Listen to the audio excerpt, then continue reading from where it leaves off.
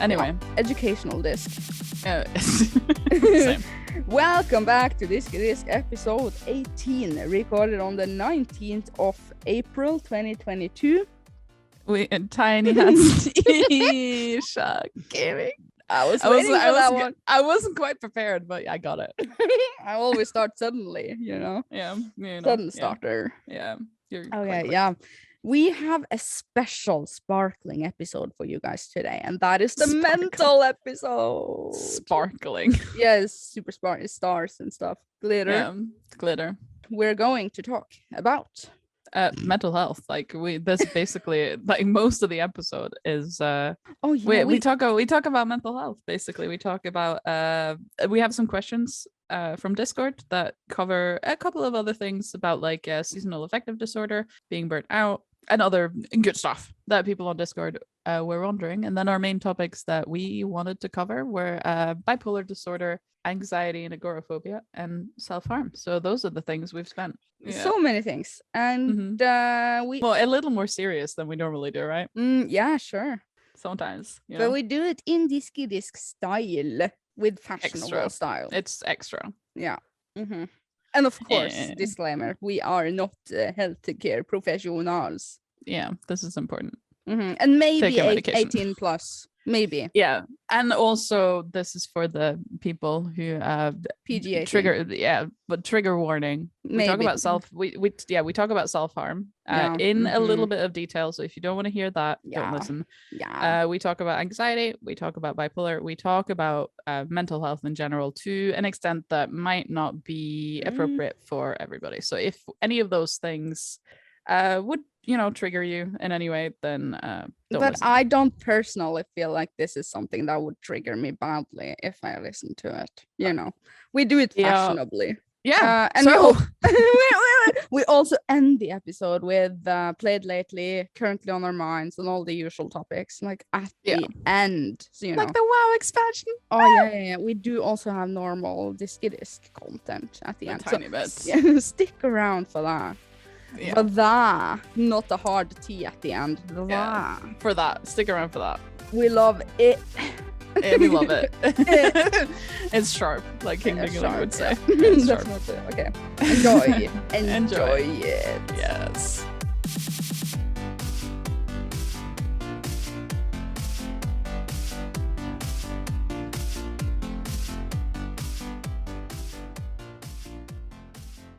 Okay, the big mental episode. What? I said mental and you were like, no, not mental health. Off to a good start then. Yeah, true. Oh, definitely. Everyone has it. Everyone has one. Mental health. Just one each. And it's just as important as the physical health, I think. Goes hand in hand, basically. Okay, we asked a bunch of questions. No, we asked one question. A bunch of questions. A bunch of questions. We got a bunch of questions. Because we asked for questions. We asked for a bunch of questions, and then we got a bunch. But we originally only asked one question for a bunch of questions. Okay, so what was the question? Oh, we said, do you have any questions for today's episode relating to mental health in general, or anxiety, bipolar disorder, or self-harm? Yeah, and I thumbed up every comment that I want to cover. You thumbed up. Thumb them up. Same. Okay, so we're just gonna start with the first one then, maybe. Let's get this ball rolling, basically. Yeah, get the ball rolling on this one. Nathan Finn is saying, as someone who gets seasonal affective disorder almost every winter here in Finland, I'm curious about how the constant darkness in the wintertime of northern Norway has affected you. Tips and tricks, blah, blah. Tips and tricks.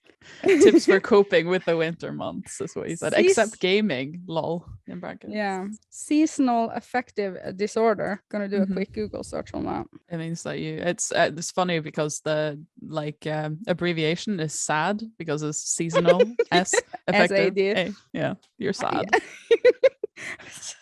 Sorry for laughing. I know exactly what this is. You have to be allowed to laugh. Sometimes, even if it's serious, it's funny. True. Seasonal affective disorder is a type of depression that's related to changes in seasons. You know what? This is so true. I am happier in summertime. I am. I mean, do you feel sad, SAD? Well, when it's winter time. No, I feel happier in the winter. Okay, so it's the other way around for you. I mean, it's not that like it's not like seasonal affective disorder is not specified to sad in winter and happy in summer. It can be either. It can just go the into changes. Seasons, whatever season you feel happy and you can feel happy in. But it's very common that it's in the winter. Very common. Yeah. Okay, so here are some of the symptoms of SAD. Losing interest in activities that you once enjoyed. That is a depression trait, if you ask me. Yeah, well, that's basically what it is. Yeah, having low energy and feeling sluggish. Having problems with sleeping too much. Overeating and weight gain. Having difficulty concentrating, feeling hopeless, worthless, or guilty. It's basically just bad stuff. You feel bad. You feel sad.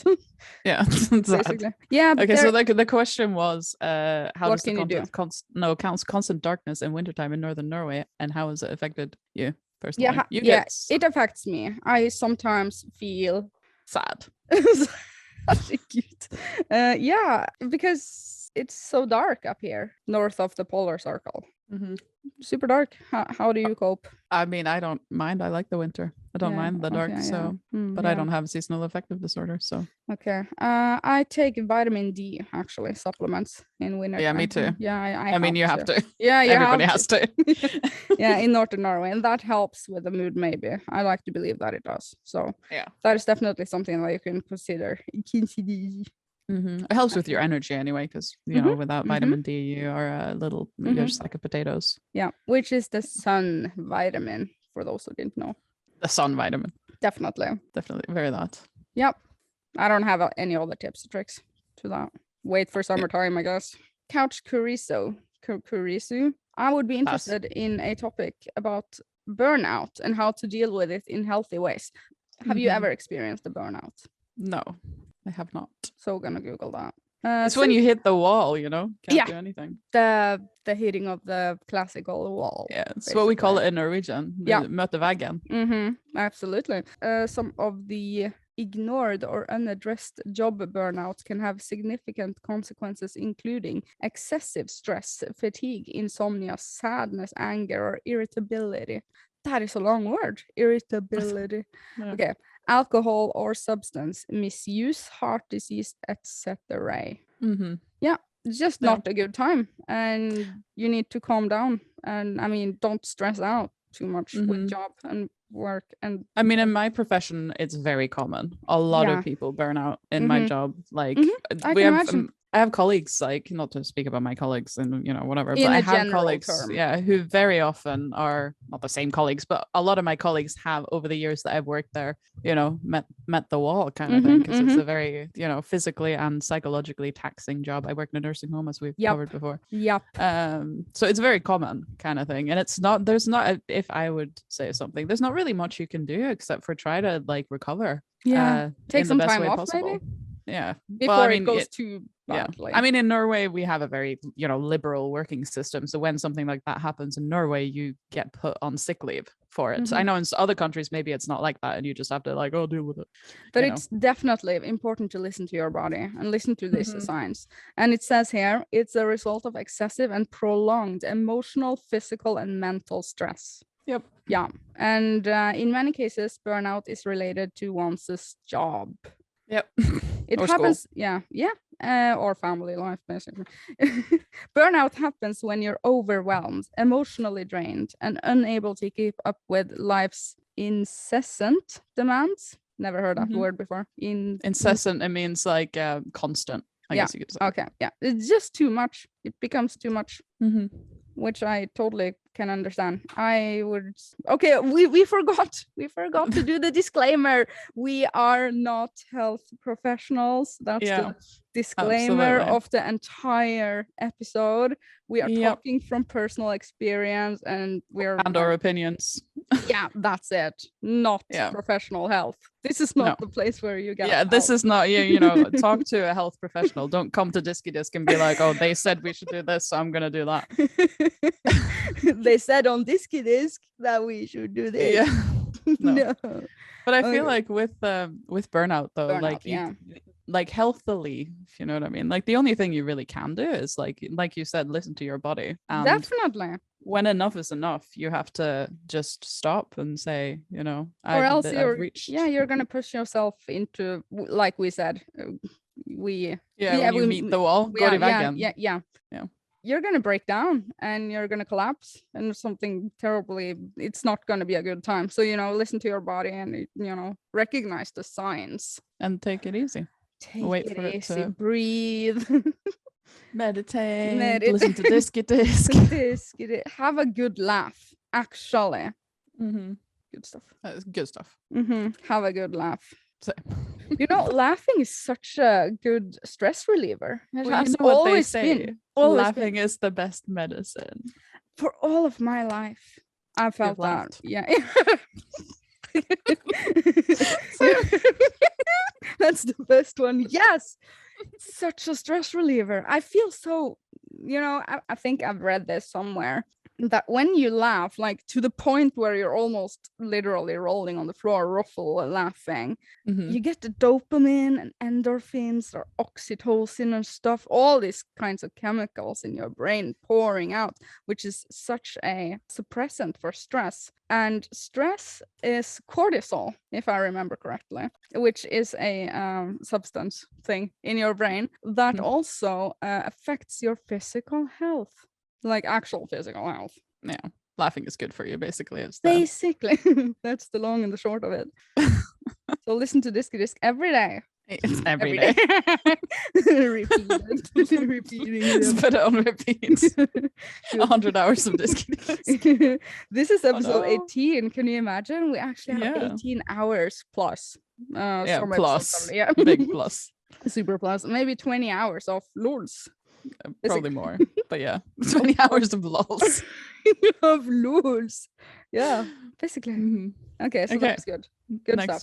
Next meme. That's good stuff. Do you want to read? I feel like I read every. Okay, I'll read. Kevin Merrill says, how do you guys cope with social anxiety? I hate getting it while at the gym or bowling with friends. Bowling is oddly specific, but that's okay. It's currently nullified thanks COVID. Bowling, I feel also so watched when I go. Really? Yeah, when I bowl, I don't often do that. But when you go up there and you're gonna throw the ball and everyone is looking at you. I don't often do that. but when I do, okay, I feel so watched, and it's an awkward thing. I hate bowling because of that awkwardness. Watching your ball roll into the side and then you turn around awkwardly. Never mind. I'm overthinking that. I didn't know that was, like I said, it's oddly specific, but apparently this is a thing. I'm impressed. It's a social anxiety thing. Gotcha. The brain is different when you have social anxiety. It thinks about all the things. Because we are going to talk about anxiety in a bit. Yeah. So we'll get back to that. We'll circle back to the bowling. I can read what social anxiety is in. Do a little Google. Yeah. In the specific terms, because Diskydisk is also educational. So you're going to learn something. Apparently. Yeah. Apparently. Right now. Okay. Social anxiety disorder is an intense, persistent fear of being watched and judged by others. So there you can see it can happen when you bowl, definitely. I didn't know that bowling was such a hot topic. That's actually it's not the hottest. It's one of thousands. No, I know, but I don't have anxiety, so this has opened my eyes to like now that you say it, I'm like, oh yeah, this is definitely it's like in Skyrim when you notice that the lake next to Riften is shaped like a whale and then you can never unsee it. Now I can never unsee this thing about bowling. Yeah, it's real. It's just one specific, you can get this feeling from anything where you can potentially be watched or judged by others, and it's like I said, an intense, persistent fear. It's an irrational fear. It's the worst feeling in the world. And it says this fear can affect work, school, and other daily activities. It can even make it hard to make and keep friends. The good news is social anxiety disorder is treatable. That is the Google thing of it. Yeah, the Google thing. Yeah, gotcha. So you know nothing sort of thing of social anxiety disorder. No. I don't know anything personally. Like I can't relate personally because I don't experience it. But I mean, it's not like I don't know what it is. I just didn't think about the bowling thing. Never considered that. Yeah. Okay. So the question was, how do you guys cope with social anxiety? Now, I have had a big dose of social anxiety, definitely, when I was 15 and for several years. And it is like that. You feel very afraid of being judged, afraid of not being liked, afraid of not fitting in, and it's it's the worst feeling in the world, actually. Especially a full-blown anxiety attack. That is, you don't want to be in that feeling. You don't want to ever be in that feeling. It is definitely 100% going to so emphasize this. It's the worst feeling in the world, hands down. Having a panic attack. I'm happy that you've never experienced it. It's wow. It's so overwhelming when that happens. And how to cope with it? That is what Kemeril is asking. Don't we have that in our question list for? Oh yeah, we will get to that. We will circle back. We will circle back. Okay. Next meme. We will. Sadie Alexandra says, do you feel that your online presence, Ircha Gaming? Wait. One more time. Presence of Ircha Gaming and Tinyhats helps you remove your personal feelings from things which would normally upset you online, or is it just as easy to feel hurt no matter who they are referencing? For example, someone comments something mean directed at Ircha Gaming. Can you remove yourself from... I'm such a terrible reader today. Can you remove yourself from that as Irene, or does it hurt just as bad? I mean, I have something about this because we keep coming back to this thing, maybe I should, put my internet persona down and just not be Tinyhats the asshole anymore, because I take it I take it very badly. I take it very personally, and I get very sad when people say negative things about me online. Yeah, I don't feel like Ircha Gaming is someone else than Irene. No, it's same, me. that's Both what I mean. Of that. I don't remove myself personally from my internet name. It's me all the way.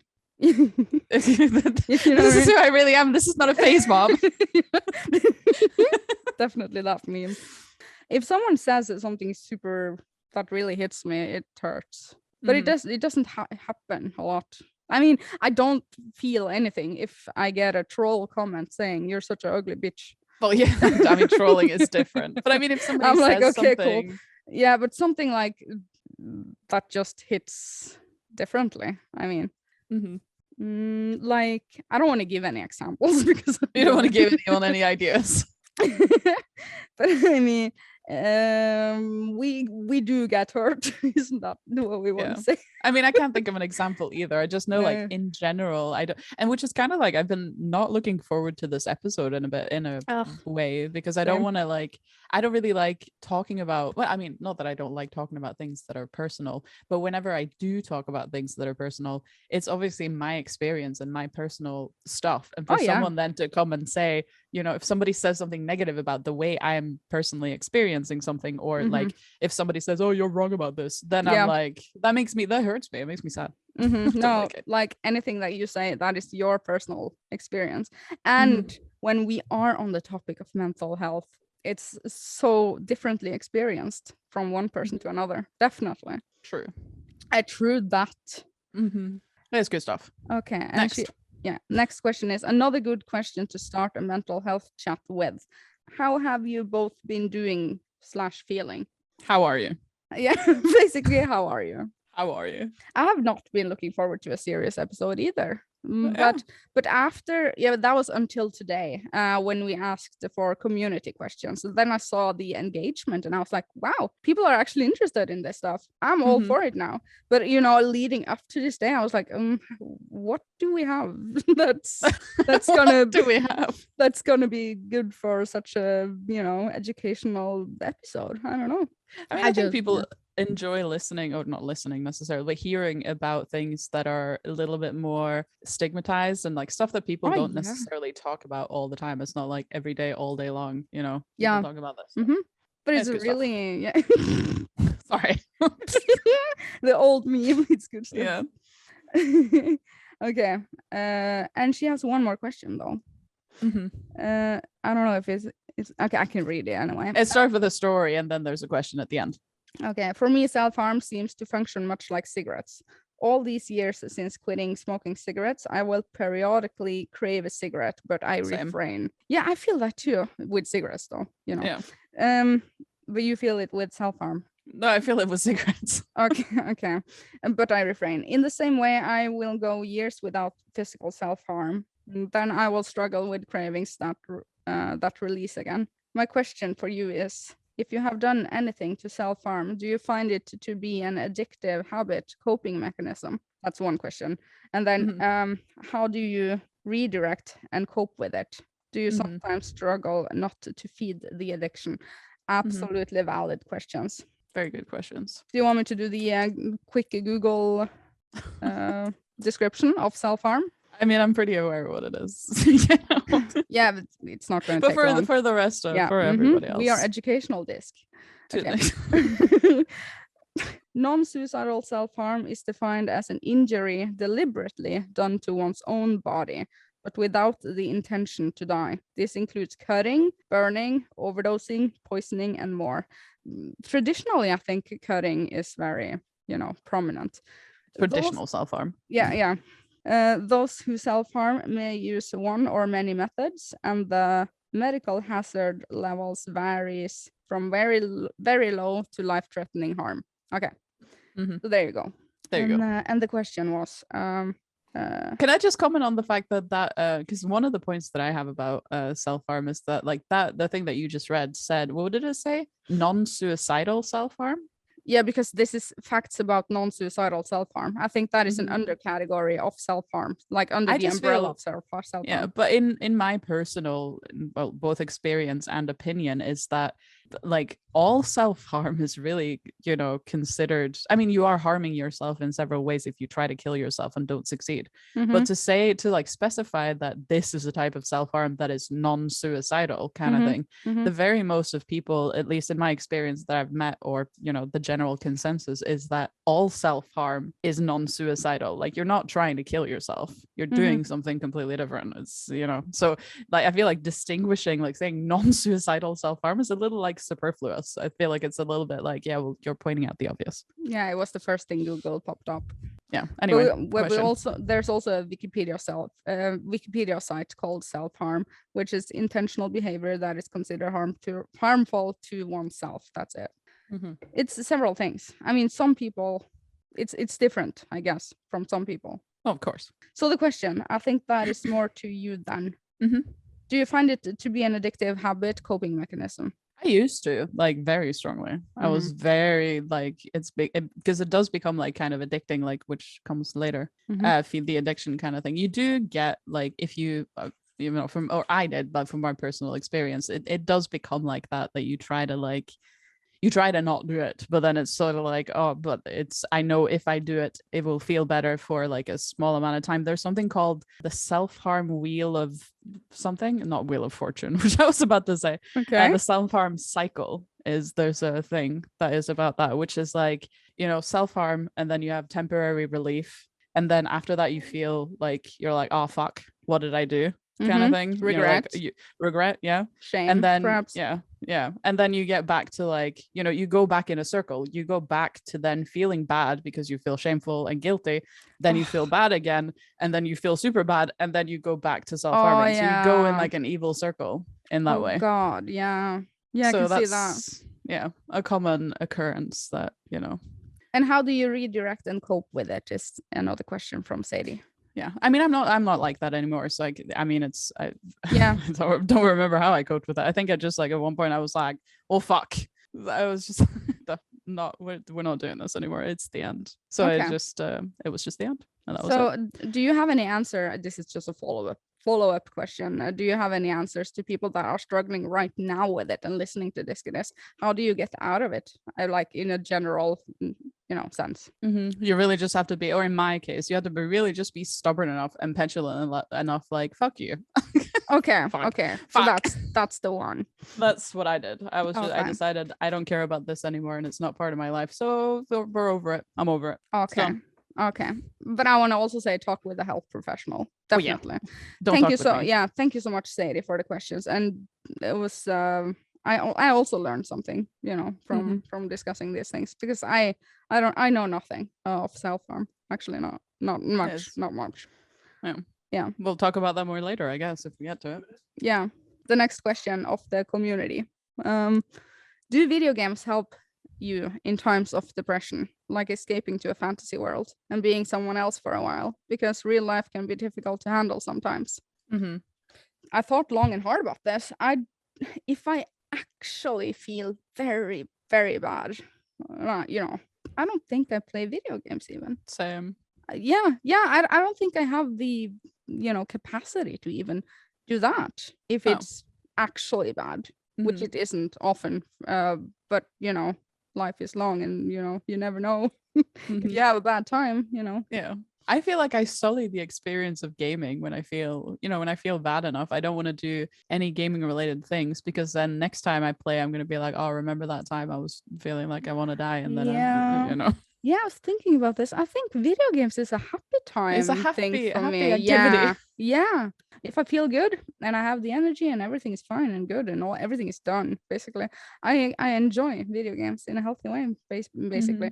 But I understand where this is coming from. And when I played World of Warcraft, I had a lot of anxiety, which was like escaping into a fantasy world 100%, like in 2009. 2009, I mean. 2009. How do you say that? Yeah. 2009. Yeah. But I mean, that is only pushing the problem under a carpet, basically. I think so, anyway. And then there was a part 2, I think, in the same one. Oh, yeah. He also said BPD Brian was the person with the question with video games. He said also, I have BPD, borderline personality disorder, and it often gets confused with bipolar. Have you experienced the confusion the other way around? Well, me then, I guess. yeah, I guess so. You're representing. No, but you can Google the thing so that you can... borderline. What was it? Borderline personality disorder. Yeah, I know someone with this. Borderline personality disorder is a mental health disorder that impacts the way you think and feel about yourself and others, causing problems functioning in everyday life. It includes self-image issues, difficulty managing emotions and behavior, and a pattern of unstable relationships. Just an unstable life, I want to say. Emotional life sort of thing. Which is why I can get confused with bipolar. Also, there's an unfortunate abbreviation situation here where it's borderline personality disorder, BPD, and bipolar disorder. It starts with a B, has a P in it, and it ends with a D. So it's BD, bipolar disorder, and BPD, borderline personality easy to mix disorder. up. Yeah. So sometimes it's mixed up, and sometimes people misunderstand the abbreviations and use BPD when they mean bipolar and not. I get it. So there's a general confusion as well as a diagnostic confusion. Yeah. Okay. Do you want me to read bipolar disorder just for having it read, I guess? Sure. Bipolar disorder, formerly known as manic depressive illness. I remember when it was called that, manic depressive. Yeah. You remember when it was called that? Yeah, I remember that. I mean, it is a brain and behavior disorder characterized by severe shifts in a person's mood and energy, making it difficult for the person to function. More than 5.7 million American adults, or 2.6% of the population age 18 or older in any given year, have bipolar disorder. It's 1 in 100 people. It's common. Yeah. The condition typically starts in the late adolescence or early adulthood, although it can show up in children and in older adults. Bipolar disorder causes repeated mood swings or episodes that can make someone feel very high, which is mania, or very low, depressive. The cyclic episodes are punctuated by normal moods. Okay, I didn't know that. So the mania... What, you thought it was always one or the other? Yeah. Oh, no. I know nothing. Okay. So mania episode signs and symptoms: increased energy, activity, restlessness, euphoric mood, extreme irritability, poor concentration, racing thoughts, fast talking, jumping between ideas, sleeplessness. Oh my God. Like a Duracell rabbit, basically. Okay. Spending sprees, heightened sense of self-importance, increased sexual behavior, abuse of drugs such as cocaine, alcohol, blah, blah, blah, provocative, intrusive, or aggressive behavior, denial that anything is wrong. And then you have the depressive episode signs. This is from Google, everyone. I feel like the Wikipedia page for bipolar describes it much more condensed and a much more, if you go there instead, read that one, it's much more condensed. It sums it up a lot neater. Yeah. Depressive signs are sad, anxious, or empty feeling mood. It's probably, bipolar, absolutely opposite. Feeling of hopelessness and pessimism, feeling of guilt, worthlessness and helplessness, loss of interest or pleasure in activities once enjoyed, including sex, decreased energy, fatigued, difficulty concentrating, remembering, or making decisions, restlessness, irritability, sleeplessness, or sleeping too much, change in appetite, unintended weight loss or gain. And then you have thoughts of suicide or death. Yeah. Terrible stuff. It's actually not that common for people with bipolar to kill themselves, but yes. Well, yeah, that was Google though. Yeah, I think they're summarizing the common, reported. Yeah. Anyway, things, basically. But the question was, have you experienced the confusion the other way around? And for my sake, I can say no, not personally, but it does happen, and I can say why. Yeah. Okay, I haven't seen this one. Did I thumbs up this? Don't know. Did you? BPD Brian is saying, also wondering how mental illnesses and trauma impacts ability to make friends. I don't know. Wait, what? How it impacts the ability to make friends? Yeah. You don't know? No. He also said, I join things like Discord hoping to make friends, but I find it hard to keep up with things. Yeah. It is hard to keep up with the Discord though. It's hard to make friends in general. I'm not sure that's because I'm mentally ill or just because I'm it's not good at making friends. Maybe you just don't want new friends. I mean, because you're my friend and you see me like once every 6 months. So I feel like, that's indicative to how good I am at making friends. Yeah. I have friends online. Yeah, I know. That counts. Yeah. I'm good at making friends. Well, yeah, you're very chatty though. I've never had a problem with making friends. I make friends all the time. Well, some of them stick around, for years. Like some of my adult friends that I've, developed a friendship with in adulthood. I was gonna say, do you have any friends that aren't adults? No, but like I got them after I was 25, sort of thing. Achievement unlocked. Yeah, sort of thing. Because often you have friends from old times, like school, childhood, and some of them stick around for the rest of your life, whether you want it or not, basically. Kidding. I like Kaya, Christine, about an ache, 3 friends here in my city that I Kaya moved though, but yeah, I met those with adulthoodness, and it's good. It's good. What was the It's good stuff. I have nothing. Okay. That is so individual though, isn't it? Okay, that was all the questions actually. But I think maybe but to just add to that, I think for especially, not that I know anything about this, but also for trauma, like when that impacts the ability to make friends, I feel like a lot of the times if you have mental illness or trauma in your life, if it's harder for you to trust people or be open with people about, what's wrong with you kind of thing. Like say you meet somebody like, I don't know, where do you even make friends? When you're bowling. Yeah, definitely. You make somebody who could be a potential friend and you hang out for like a night or 2 nights or whatever, and then you like swap numbers or Facebook or whatever the young people communicate on these days. And then because you have mental illness, you might fall into a situation where you don't want to talk to anyone, which is common with a lot of people. How do you maintain a friendship with somebody who doesn't know all of that about you? It's not like most people don't meet somebody new and go, hey, here's everything that's wrong with me. Oh yeah. So maybe that could be, definitely can have an impact for a lot of people. Yeah, I mean, it could happen naturally that it comes up, maybe not in the 5 first times that you meet the person, but eventually sometime it's gonna come up. Yeah, so it can be harder to make friends because of that, I guess. Maybe. Yeah, that was a good one. That's good stuff. That was good.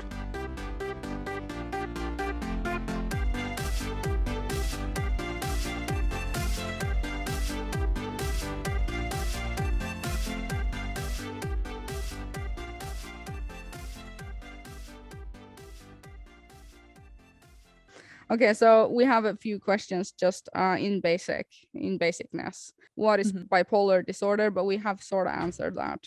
Wikipedia answered it for us. Yeah, it did. How many people have the condition? Is it common? Yeah, we established that it is more common than you think, basically. And if you're listening and you're wondering if you're thinking like, oh, some of these things that they are talking about on Diskydisk, it sounds familiar to me.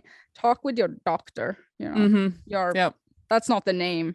Doctor, your talk with a healthcare professional. Don't, that's the thing you say. Yeah, basically, this is a thing. Don't sit around at home and like. Oh, but I have a follow-up question to this. I mean, if you sit around with these thoughts to yourself and you know something is wrong with you, and you're so scared and so afraid of going to a health professional, what can we say to these people? Then you won't get help. That's the only thing you can do. I feel like, and I'm a harsh person. There's nothing else you can do. You can't just sit around and be like, oh God, everything sucks. I feel like if it's something else, with these, we're talking about bipolar or feelings of, if you resonate with a lot of the things that define bipolar, not necessarily like maybe it's coupled with anxiety or whatever. But at the end of the day, the only thing you can do is seek help from the people who are willing to help you, which hopefully is the healthcare system wherever you live. And there's nothing else you can do. You can't just sit around and be like, oh gosh, oh darn it. You just have to do it, jump into it, do it, cry if you have to. I mean, the first time I went to my doctor and told him, I think I was like 18, I told him that I think I have social anxiety. I cried because it was such a hard, difficult time to actually say it out loud for the first time. That was crazy times. So yeah, just do it. It gets better. It does get better. Okay, so does it often come with other disorders? Bipolar disorder, I mean. Often combine. I mean, like you said, I mean, you can answer this. Like I said, it does often combine with other disorders, very often, most of the time, I think. Which disorders? You can have both bipolar and borderline personality disorder for also, and anxiety, ADHD. Oh yeah, ADHD also too, yeah. Common. I haven't met anybody with anything else, but that's just me, so I can't speak for anybody else than me. When did you notice it and how? Have we already established that the reason we're talking about this is because I have bipolar disorder, or did we just skip that part? Now they know. Now they know. Yeah. So yeah, like how did you notice? I mean, I was always like this. You know what I mean? Wait, what? Yeah. No, it was like my whole life. There's been something that wasn't quite right. So, and in my teen years, we talked about this when we went over the middle school thing. Yeah, last episode 17. And I make a lot of jokes about my mental health, because I was like, I think last episode I said, and then my mental illness kicked in. And stopped being popular. Yeah, I get it. Because I think it's easier to joke about than to be like, absolutely. I got like 100% backing that.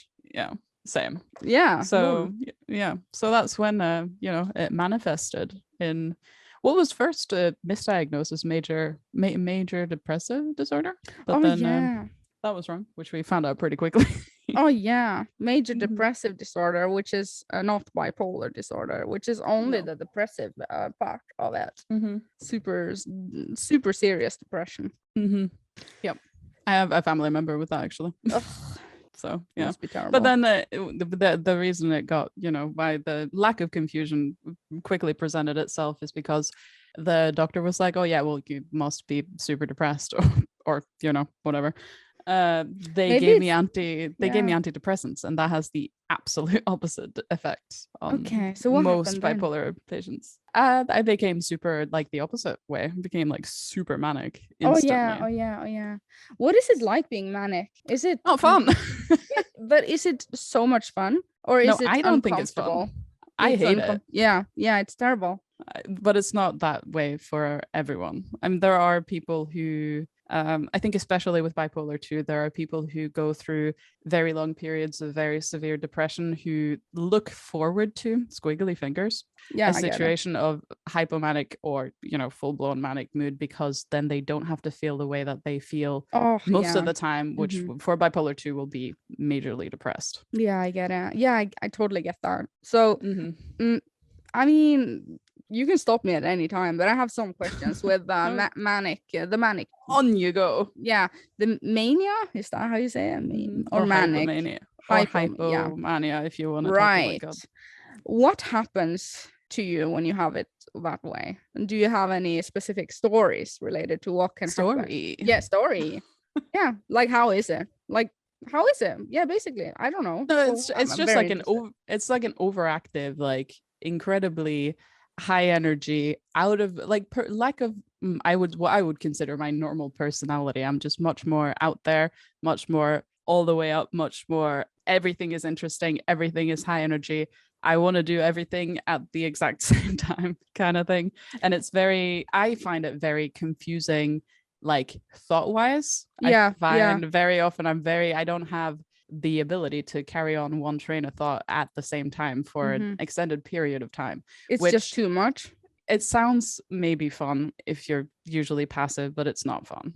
Okay. So it's just not fun. Yeah, it can sound fun because you're saying like you're more creative, you have more ideas and stuff, which who doesn't want that? But this is a part of the illness, which is it's too much. It's affecting you in a negative way, Yeah, I can't go to work when it's like that. Like I have no chance. I can't even can't communicate with people. It's just terrible. Yeah. Is it difficult to concentrate? Basically. Well, I mean, I have difficulty concentrating always, but that's mostly just because. That's something else. Yeah. How long does one of these situations happen? Like for several days, or? I mean, it's very individual. Some people experience it for weeks or months at a time, and some people experience it just for a couple of days to a week, 2 weeks, or whatever, and then it passes, and the way it passes changes. Like you said, you didn't know that it's intermittently like normal moods. It's not like mine, you're constantly one or the other. You're either super depressed or super not depressed. Okay. No, you can be normal. Well, it's normal. Squiggly. Big squiggle on that one. Mostly normal. As normal as we can be. Yeah, not fully normal. Yeah, I have a bipolar disorder history. Basically story. Okay, I know someone with not you but someone else, and in their manic episodes they bought a lot of chicken in a chicken house. I think I've told you this story. She was like, now I'm I own a farm, I'm gonna get a ton of chickens and it's gonna be so good, this is my life now. And then the depressive side hits and she's like, kill all the chicken, I hate them, I don't want them anymore. Yep, you should have when I had a period with the Wish, the app. I remember that. Yeah. Oh god. Yeah, you ordered a lot of things. I think actually if it's on my Instagram, I have a highlight reel of stories called Mental Health. I think in there is because when you order from Wish, anyone who's familiar with it, it's collective like sell thing, mostly from China, so it's a lot of kind of questionable quality items on the items. And I had like a period where it was insane, like, and I remember like seeing the mailman trying to fit it all into the mailbox and I was just like peeking around the curtain just like, oh no, he can't fit it all. But I mean, what if you order a bunch of stuff in your mania episode and you receive it in your depression episode and you're like, fuck that shit. I know, that's what happened. That's what's in that highlight reel. I think that there was this like teddy bear, like kind of like burgundy sweater with like a hood and some situation. And when I received it, because if you're familiar with Wish, it can take months before you get whatever you ordered. So when I got when I got that, it was, if it is on the story, I'll screenshot it and post it in the Discord, because oh my god, it was an experience to receive what hypomanic tiny hats decided was a good idea. Oh my god, yes, very good. They make so in a way, I mean, you have to be able to laugh at it, because I mean it isn't fun because you spend all your money on a fucking Chinese website, but it's also fun. In hindsight it's funny. it makes good stories for you. Yeah, it's good stuff. Yeah, absolutely, 100%. I do not have the sweater anymore. I threw it away. You should have framed it. I should. Good story. My manic wish. When you have someone over, it's like, I'm gonna tell you the story behind this one. Have a bipolar disorder, story behind everything. It's terrible.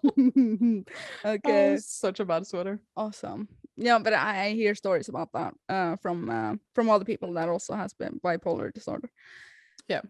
It's just how it is. It's a part of the illness. You have to be able to laugh at yourself, like I said. I mean, you can't really do anything else. Absolutely. So, next question is treatments, medications. Does anything help? I'm wondering this.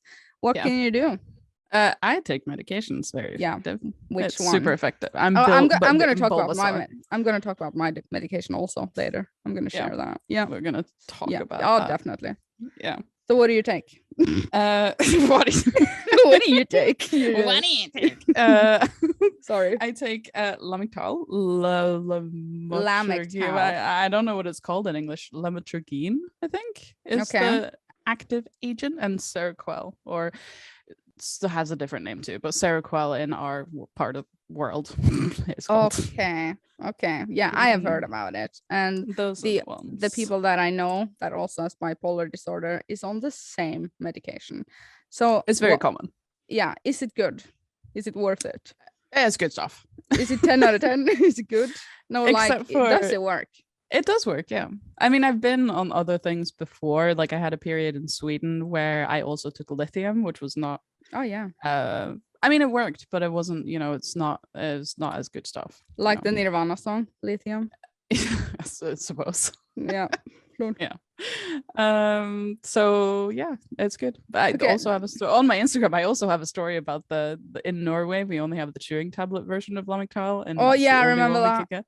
Disgusting. Yeah. Everybody should just look at my Instagram highlight reels, because it's really where real tiny hats on Instagram. Yeah, a bunch of stuff. I'll tell you all about it. Yeah. Does this medication help with the highs and lows? I mean, I don't get a lot of highs anymore, so to speak. I don't really get any much. It doesn't happen often. So for you, it's more the lows that are, annoying, troublesome. But it's hard to tell. You don't really know what came first, the chicken or the egg. Yeah. Am I not having highs because I take medication, or am I, normally not having any? I just know from, experience that if I stop taking it, I get very depressed. So you could assume that that's the main target. Oh yeah. When you say that, I remember when I was 18, I went to my doctor, like I said earlier in the episode. I went and said, I think I have social anxiety. What do I do?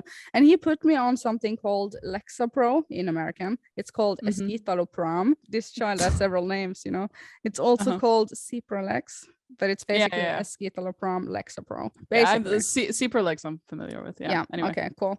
So when he put me on that, I experienced extreme happiness, in the times after. But I heard that happiness can come from that you are relieved of a long time anxiety that has been really hard on you, and that makes you happy because you don't have that much of an anxiety anymore, and that makes you happy naturally.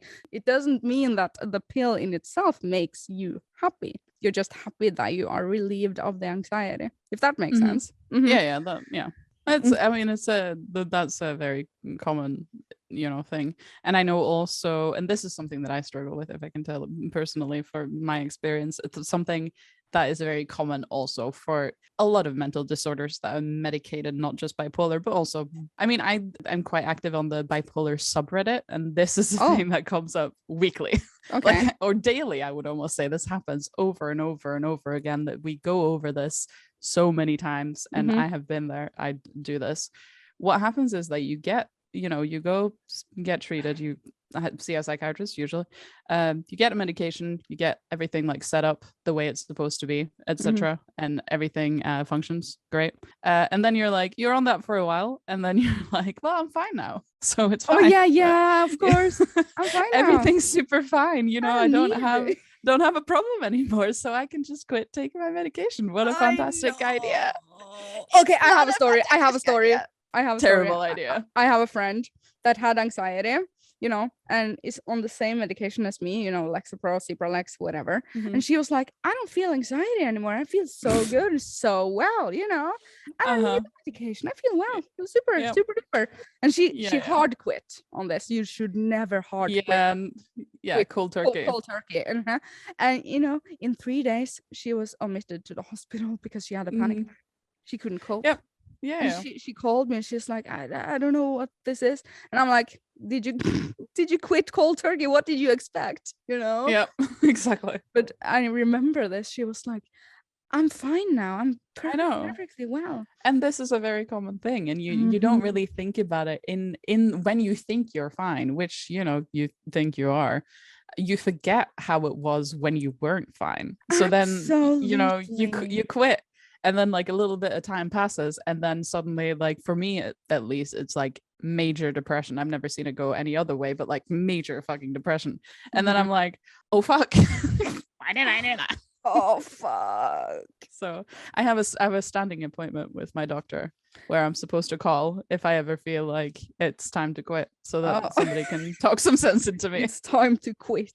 Yeah. No, exit game. Whenever exit game. Exit without saving. No. Yeah. Okay, I get it. Yeah. So I feel like if we're going to give any unsolicited advice here, like we've said, disclaimer, we're not healthcare professionals. Seek professional help if you have a problem. But I will say, if you have what is known to be a chronic condition or illness or disorder, do not stop taking your medication because you think you're fine. You are not fine. Don't be like my friend. Don't be like me. Okay. Because it will never work out. Listen to what he or she says, Yeah, absolutely do not do that ever. 0 out of 10 cannot recommend. Do not recommend. Yeah, we're gonna have a tiny little transition. Yeah, we will be back with more after this commercial break. No, one moment, guys. What?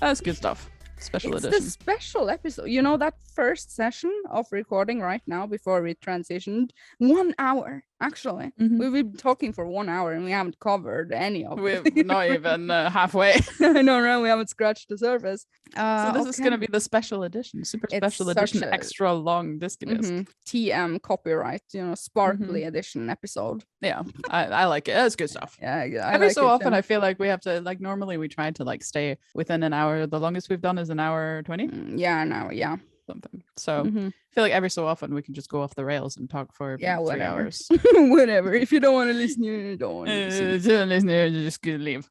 Good stuff. Okay. Yeah, it's good stuff. I think we can talk a bit more about bipolar disorder. I think it's interesting. Okay. It's bad stuff, but it's interesting to know. It's not good stuff. It's bad. Yeah, it's not. I mean, it's not good stuff to have, but it's good stuff to talk about. This is such a meme, good stuff and bad stuff. I love it. It's good stuff. Okay. Do you know any other people with the condition is one of my questions. I do know some people, but I don't really talk actively to many of them. I know of people and people I've met in treatment and stuff like that. So me too. Yeah. I mean, and I'm sure I know people who have it but don't tell me. Oh, that too. Yeah. Do you think people are ashamed of having this? I mean, it's not the first thing I tell somebody, unless it comes up in an appropriate situation. It's not like, I'm just like, hello, I'm Tinyhats. I have bipolar disorder. Yeah, I get it. Okay. Yeah. So what, we made questions for each other and they sound super weird when I read them out loud. But what is the worst part of having bipolar disorder? If you're going to summarize it, and what is the worst freaking part of it? About having it? Yep. The worst part of having bipolar disorder is having bipolar disorder. Fair enough. Yeah, fair enough. It's not fun, and it's but it is what you make it. You have your life, and what you have is what you have, and you just have I can imagine, and I can only imagine, that the depression parts are the worst or the toughest. I think they're both hard. They're both just as hard in my opinion. Okay, I get it. Yeah. Okay. Do you have any examples of when it is very prominent? I mean, it comes and goes, you know, it's out of your control, basically, isn't it? Yeah, but you know, it's worse when I don't take my medication, which Oh, you should yeah. always do. Always take your Don't do medication. TM. Don't be me. TM. Yeah, okay. Yeah. Anything But else? yeah, there's you also on the list, the last one. What are the common misconceptions? This is something that I think a lot of people can relate to, not just when it comes to bipolar disorder. Okay. For bipolar, we have a lot. We have several anyway. Like public figures, famous people who have come out and, you know, talk about the fact that they have bipolar disorder, like Carrie Fisher, Stephen Fry, there's Kanye West, True, and some other people. So we have a lot of people who maybe will stand out and be like, this is what it is, trying to like not draw attention, but like to try to like advocate for the fact that you can still be represent is the word I'm looking for. But there's one thing, and I feel a lot of people can really, you know, resonate with this, is that a lot of times in casual conversation, and also sometimes in popular media, people will say things like, oh, but I'm totally bipolar about this. And also for other illnesses or, you know, disorders, somebody can be, oh, I have total OCD about this thing. LOL, yeah, I get it. And it's like, oh, and that it's gives like, me anxiety. Yeah, and it's just kind of like, fuck you. You don't know. It's a bit like, especially what I feel personally for the thing about like, you know, bipolar, when people say like, oh, but I mean, she's acting totally bipolar. Oh, it's just you use it as an adjective in a context that it doesn't belong to. I get it. Yeah. And that kind of, I wouldn't say it offends me, but I'm sitting there kind of like, I'm like, do you even know? Do you even bipolar, dude? Yeah, I get it. Totally get it. So and I feel like a lot of people feel this way about a lot of different, you know, conditions, that they don't like having. Also, you know, you can say it about anything. It's like whenever somebody uses it as a personal trait that somebody might have, like somebody is acting a certain way and somebody says, oh, they're totally bipolar, oh, they're totally ADHD, or they're totally OCD, or whatever. That's the one. It's so common in popular media, especially. I don't like it. I feel like in kind of like in chat and whatever, it's kind of like contextual when it's okay and when it's not okay. But in popular media, it happens too. Yeah, I get it. Like bipolar people are crazy, which, you know. Oh yeah, that's the common misconception, isn't it? I mean, that's the oldest misconception of mental disorders. You know, you can go 100 years back and anxiety was hysteria, you know? Oh yeah, you're crazy. Crazy. And it's the same with schizophrenia, because I know somebody that I do actually still talk to, that I met in treatment for, you know, my thing. Schizophrenia is very often, you know, misconceptionalized as, you know, crazy, and you're seeing things and you're just insane, you can't function. I know. And there are varying degrees of everything, and there are people deal with things differently, and the way that it is commonly portrayed and the like misconceptions you might have about something isn't necessarily the way it works. So what I would say is, if you don't know something about something, instead of just making an assumption based on what you might, you know, be presented with in, like, for example, if they say, oh, bipolar people are crazy, maybe try to like educate yourself. Try to like listen to Diskydisk. Listen to Diskydisk. We're mostly normal. Yeah, mostly. We're not crazy. Sorry. So that's all I had, really. Yeah, that's all you had on that. Yep. Now it's okay, anxiety and agoraphobia. You know what? I didn't know what agoraphobia was until my psychiatrist told me that I had it. I was like, what? Oh, really? Yeah, really. That's the first, because, you know, I had social anxiety and I went to a shrink. This is like 10 years ago, at least. And I went there for 2 years, talked with her. Good stuff. Good woman. Very good. Great conversations. She was like, yeah, I'm diagnosing you. You know, they do that after a while. Yeah. They tend to reach that point at some point. They're like, she was like, okay. So, yeah. Sorry, but I'm going to have to. Yeah, I think I was 21 years old, or 20, I think 21 maybe. I was 17 for the record when I was diagnosed, but carry on. Yeah, okay. Yeah, I got 3 diagnoses that day, and that was, according to her anyway. Social anxiety, I got agoraphobia. I was like, what is that? But she was like, you definitely have it. That is a weird name. You definitely have it. Not to be confused with arachnophobia, which is spiders. It's not that one, A lot of people think, oh, you're afraid of spiders. It's not that. It's agoraphobia. I don't have this anymore, but back then I did, definitely. Mm-hmm. And I also got what was it, moderate depression, Mm-hmm. Moderate, not full blown, but somewhat. Medium difficulty. Okay, so agoraphobia. I'm gonna do the Wikipedia, because Okay. I actually don't know how to explain it. Agora.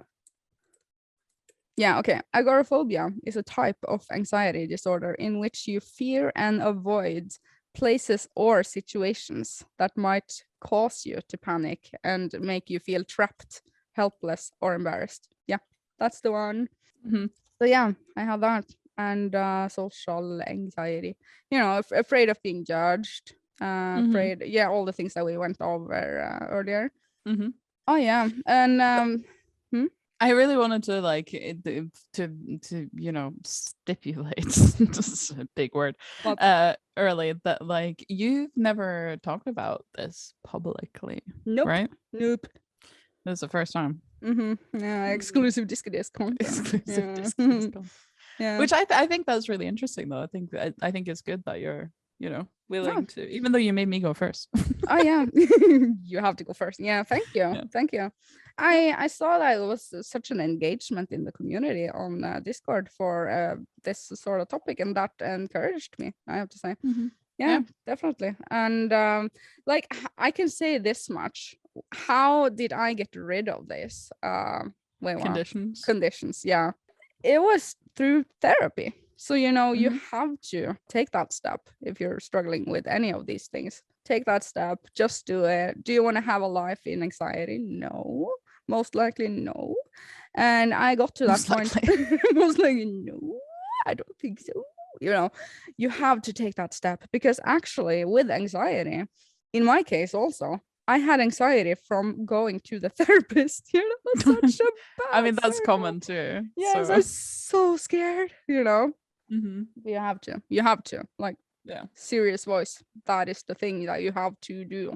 I think a lot of people don't think about the fact that, especially anxiety, that can cause normal things to be a lot more difficult than, something that other people think is just like, la-di-da. Yeah. Like, riding the bus or, going to the grocery store or getting the mail. People think like, oh, whatever. Yeah, you know some things about anxiety. I mean, I'm not clueless. Those were absolutely legit examples of where it can be paralyzing, almost crippling. Yeah, it takes over your life to the point where you can't do normal things, function. It's not a good place to be. You don't want to be there. You don't want to have it like that. No. Just don't. With all of your life, you want to crawl your way out of that as soon as possible. Yeah. It's not a way to live. Definitely not. So I can say that I am still on Cipralex, after 13 years of being on it. No, 12. Yeah, 12, 11. So many years, but I took this up with my doctor several times over the years. I'm like, I feel fine. I don't have, I don't have anxiety anymore or anything. He's like, you know why you feel fine? Do you want me to paint you a picture? Exactly. This is what has happened every single time, yeah. Over the years, I've several times taken this up with my doctor and said, when am I gonna quit this? And he's like, no, never. No.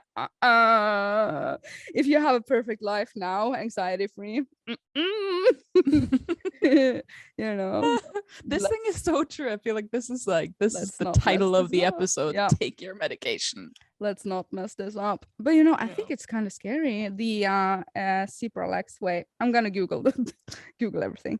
Citalopram.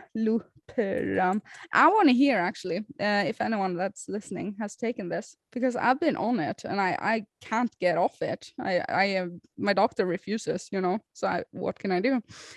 You could quit, but don't.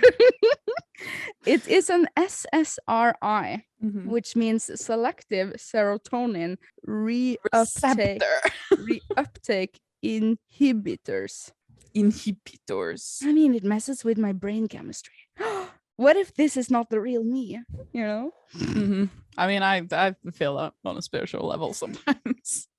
About yourself or me? Yeah, no, about me.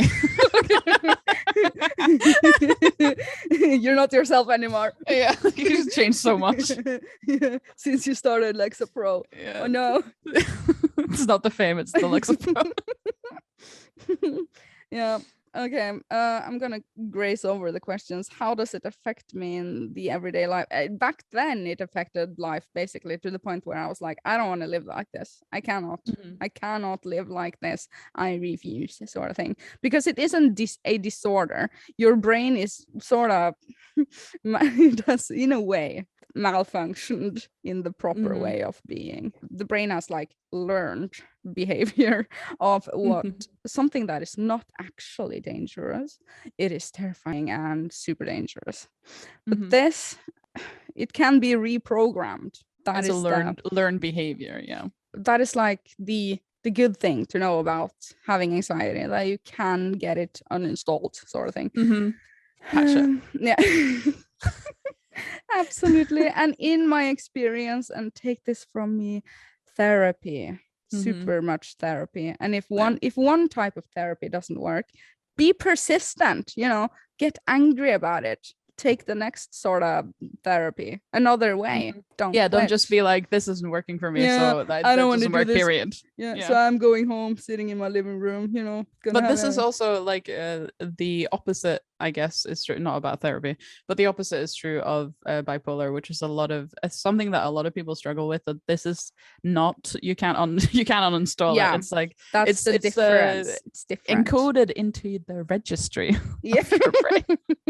You can't just remove it. It's in the read only. It's in the read only folder of the Windows installation. The mechanism is in your brain, and this is your life now. Sorry. Yeah, that's bipolar. It's totally different. With anxiety, you can get rid of it. You can uninstall it. It happened to me, and I'm sure with persistence, it can happen to any of you listening. But it takes time. Be patient. Talk with people. For God's sake, talk with people. Which and I accept didn't. that it's your way. Yeah. For the longest time, I didn't talk with people about this, and that made it harder. So absolutely talk with someone. And if it's hard to talk with a family member or a friend, even, just go to your health professional, your doctor. They have taushetsplikt. What the hell is that? Yeah, they have almost said power of attorney. They have they won't tell anyone. Yeah, what is that called in English when they're a healthcare professional isn't allowed to say something, like anything about anything to anybody? Yeah, I don't know. Anybody who's a native English speaker can probably report back. What is this? What is the word for this in Norwegian? If you want to learn some Norwegian, it's taushetsplikt. Oh yeah. Yeah, that's good stuff. Yeah, this is good stuff. So I cannot stress that enough. Go to your doctor, no matter how hard, get it out there, and then you will be set up to some sort of treatment, some sort of medication. Don't give this up. It can take years to get out of anxiety. Yeah. And if you don't have any, friends, so to speak, or family members, you could always try to find somebody online that you can talk to. Like, try to, I'm sure there are lots of people who will connect with each other about certain things. I would want to say, I always say, don't DM me, nobody talk to me. I mean, but if anybody wants to speak to me about these things, you are welcome into my DMs. For once, I will welcome people into my DMs. Just don't say, hey, how are you, Tiny? Capital H. But we can talk about it if you want to. I'm open.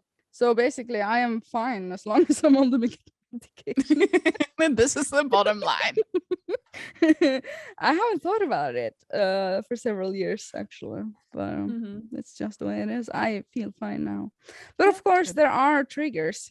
Some situations and some certain people can trigger it. But I have learned to not engage with such situations or people. I know people that you I know.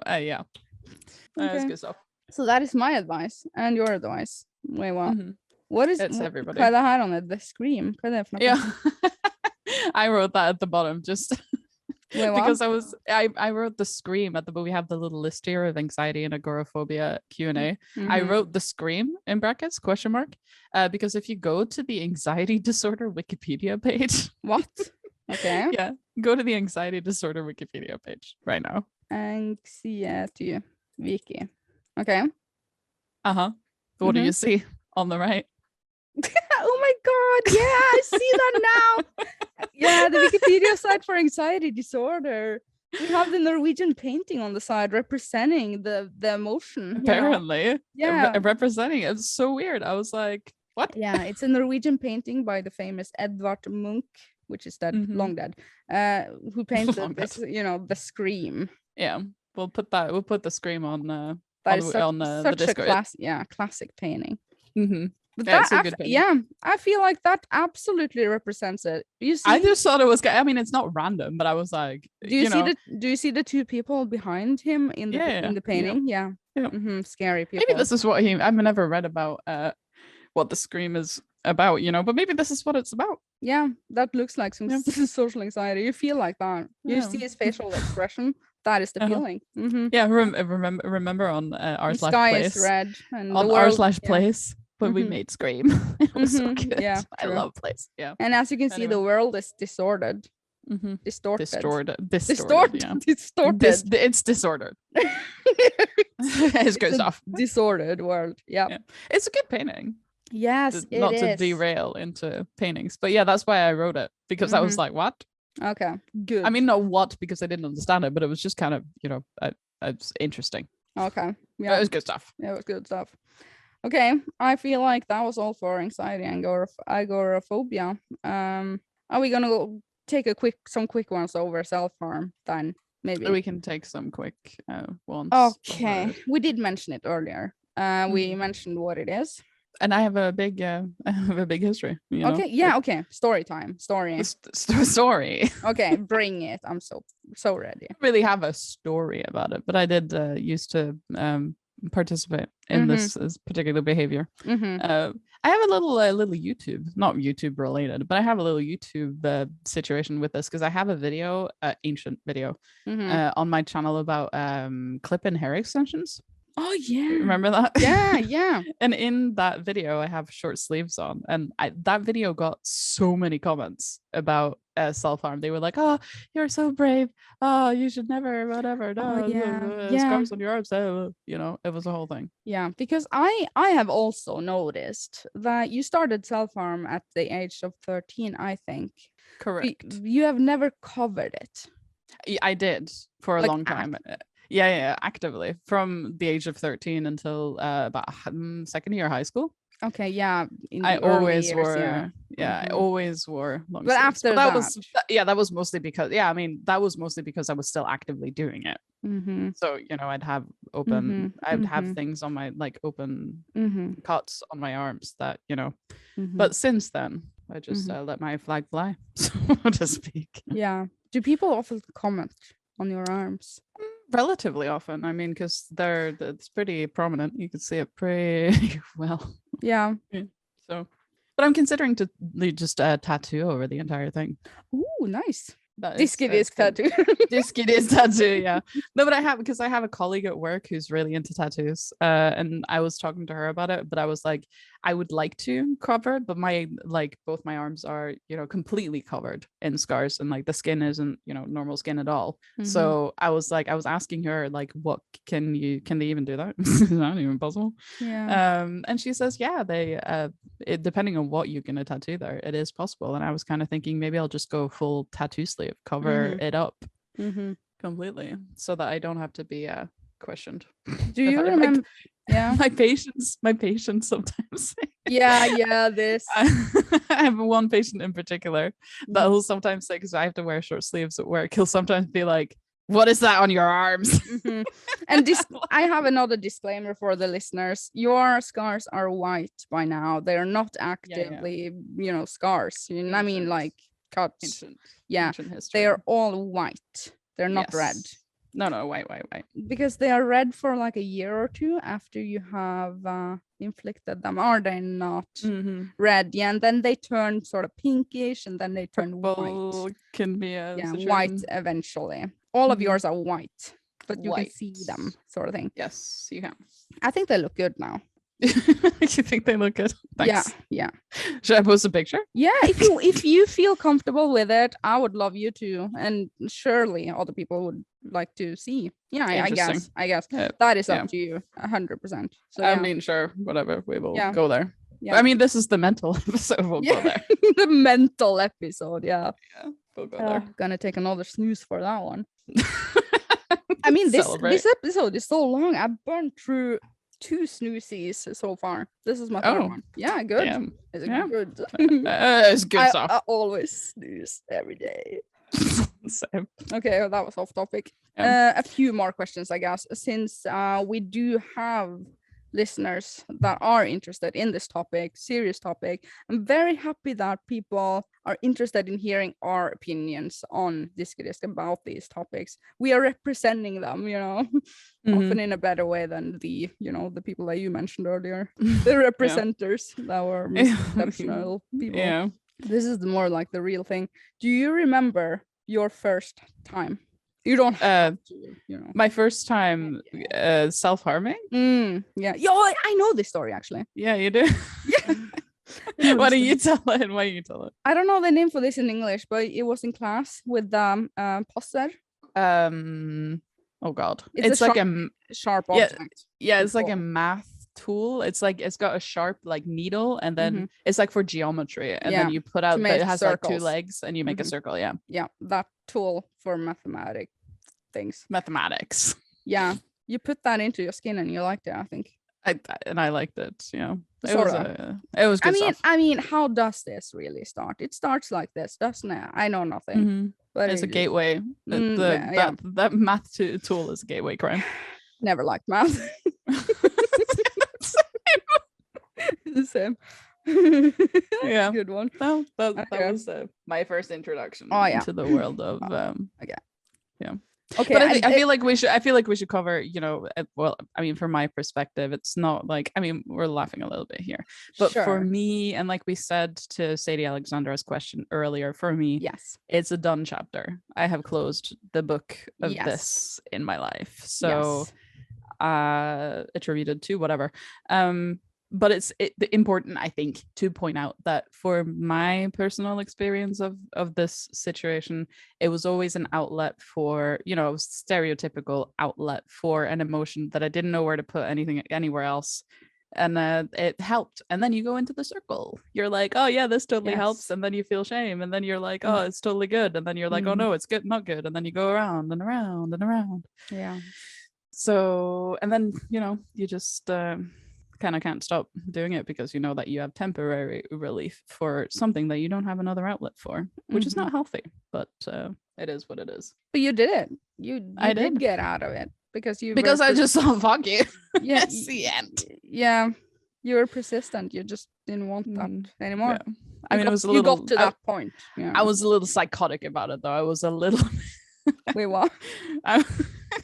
It's just like, is this too like not PG like to talk about? I don't know if this is like not safe for work. We have 18 plus listeners. This is definitely 18 people. plus. Yeah, like the last couple of times, and not to, like, I feel like also trigger warning for people. Trigger warning blood, I feel. Yeah, trigger warning everything. Trigger warning self-harm, trigger warning, trigger warning not good. Like when I came to the end of my self-harmer career, kind of thing, I get it. I got to a point where I was kind of like, this isn't really helping anymore, and there isn't really much point in doing this. What am I doing? I would this is so personal and TMI, but it's funny at the same time. Okay. I would engage in this behavior. I would cut myself laughing, just like, what am I doing right now? This is ridiculous.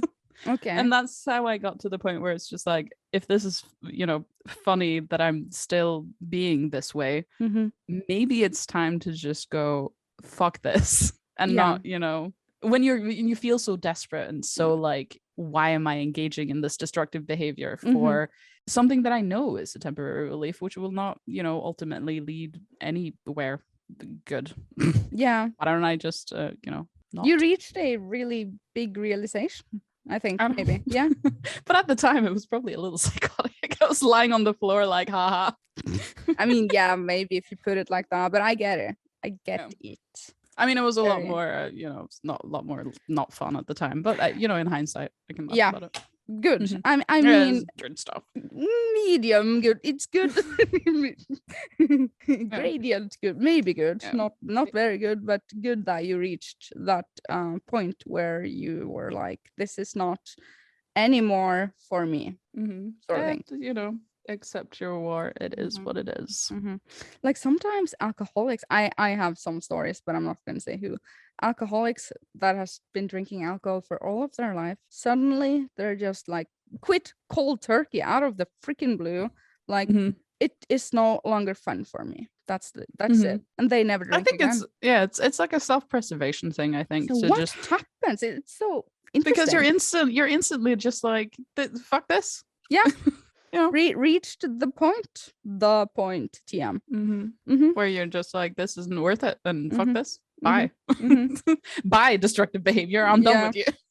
Yeah, I felt that way with anxiety. I was like, for the years that I had anxiety, I was like, I don't want to live this life. This is it. This is it. I am desperate. You used to be a lot more shy, I feel like when back in the day, you used to be a lot more quiet. So I feel like you came out of your shell, I guess, when you got those things figured under out control. Yeah, say, figured out. Yeah, absolutely. I'm another person completely. Yeah. So I was a late bloomer. Now I'm in bloom. Yeah. Once you Nirvana in bloom. Yeah, you respect and learn the gameplay, and then you respect, learned the gameplay.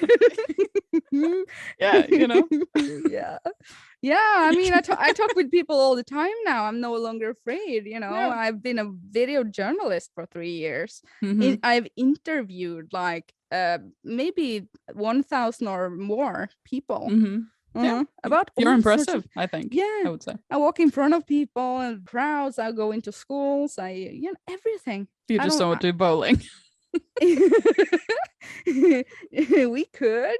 Why don't you and Kevin could go bowling together? I changed my mindset so much after I got out of anxiety. I was so prepared for another life that I am now actively seeking out sort of thing. A lot of people who would have thought that I would be a journalist that goes and actively seeks out a bunch of big crowds. Yeah, same. I thought you were. It's sort of a thing for rebelling against the time of my life where that was a problem. Yeah, you have to get to the fuck you time. I'm like, fuck that. Good. I mean, this is not this is like late we game said. though. It's this is late game, max level stuff. Yes. And I feel like we should, disclaimer again. We'll just disclaimer the whole time. This is me and this is Ircha gaming. Yep. It's not necessarily how everybody's going to react. No. And if you don't reach this point, like you just do what we did, then late game. Yeah. If you don't get to max level, it's okay. Yeah. Some people like to twink, as we call it in World of Warcraft. What is that? Twink? What is that? Twink is when you freeze you can turn off your experience so that you can stay level 19, for example, and do battlegrounds without getting experience, and then you can get really good gear and beat everybody. Wow, nice. Yeah, that was a good segue. Or not segue, a good comparison. Oh, I know what you want to do now. You were just looking for a segue point. I was really just fuck that. I saw it further up in the notes. You have under played lately, we have notes, and it says WoW expansion revealed hype train in capital letters. Capital letter. Should we round out? First? Yeah, close the topic of and then we will do a health. Quick ending. Yeah, thank you so much for the mental health section. Reveal. Reveal sort of thing. Disclaimer all the way. Yeah. Okay. Oh god. Small transaction, and then small. We will do played lately, currently on our minds, and a tiny little wrap up. Okay. Yeah. Be right back.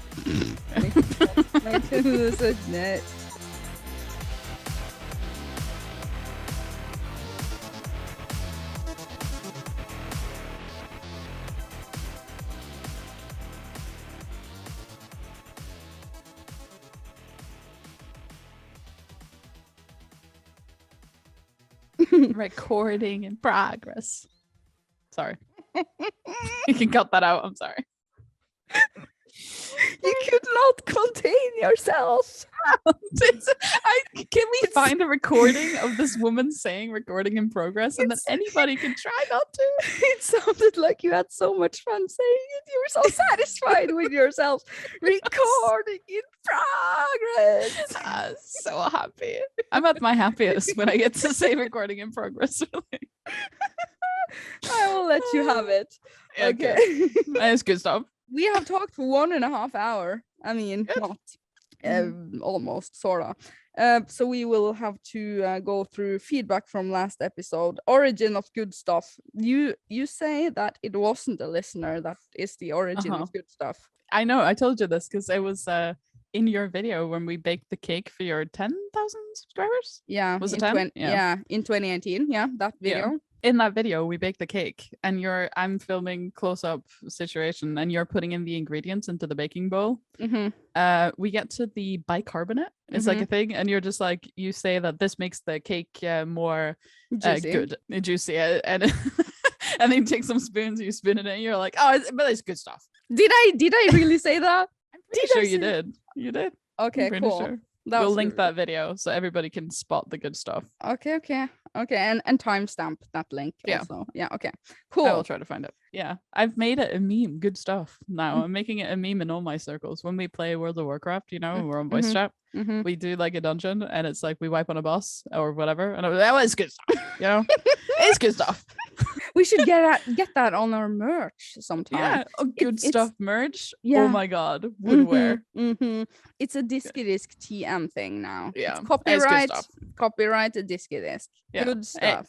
It's good stuff. And I see you wrote, I take credit for it regardless. I take credit for spreading it. I'm making it my life mission to spread. It's good stuff. Okay, cool. It's good stuff. It is good stuff. Okay, currently on our minds, I had, Playboy Mansion, but that is the series that I watched, and I don't have anything to say about it right now. I wrote this into this list when I had just seen it. It was like the week before last. We keep doing this. Yeah, I know, right? Good series. Watch it. Okay.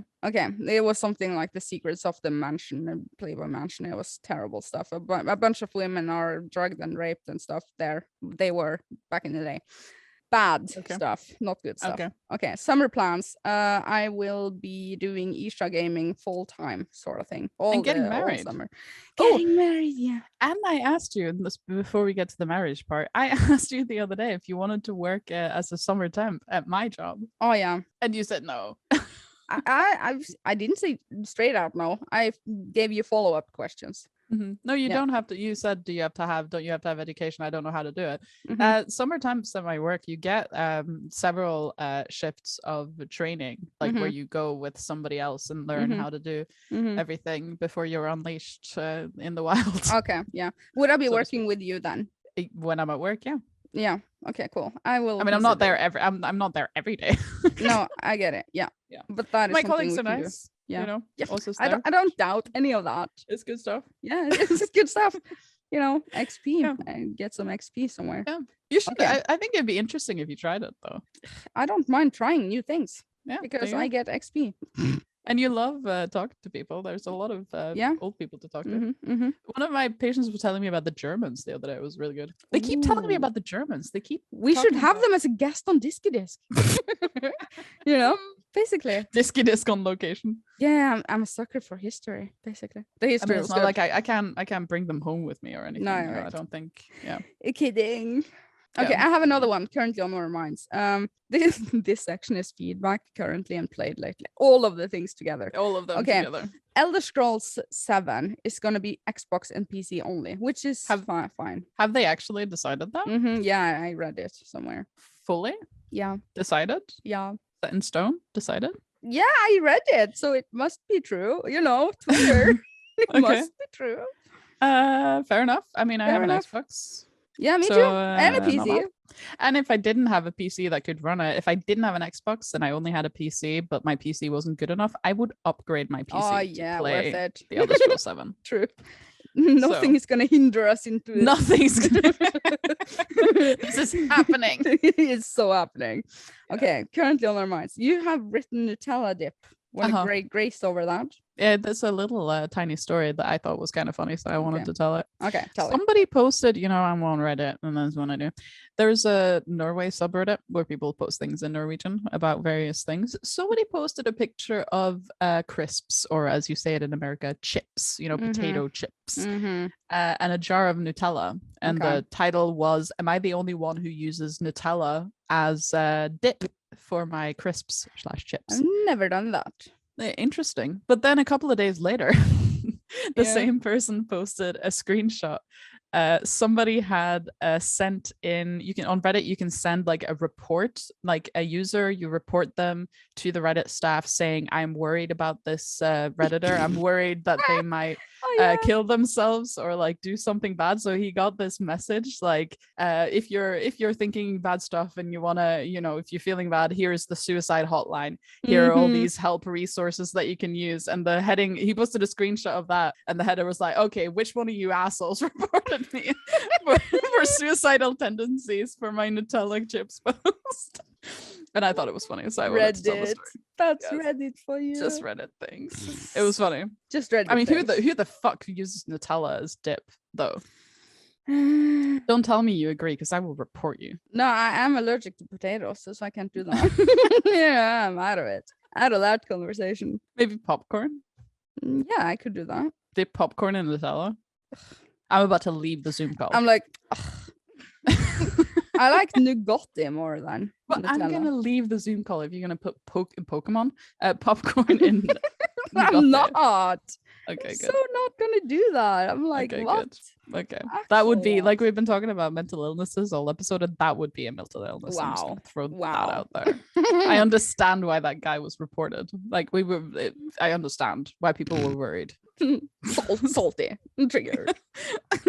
Okay, played lately. WoW expansion reveal hype train. Let's go. What is up? Today. I haven't seen it. Today at 6:00 they had.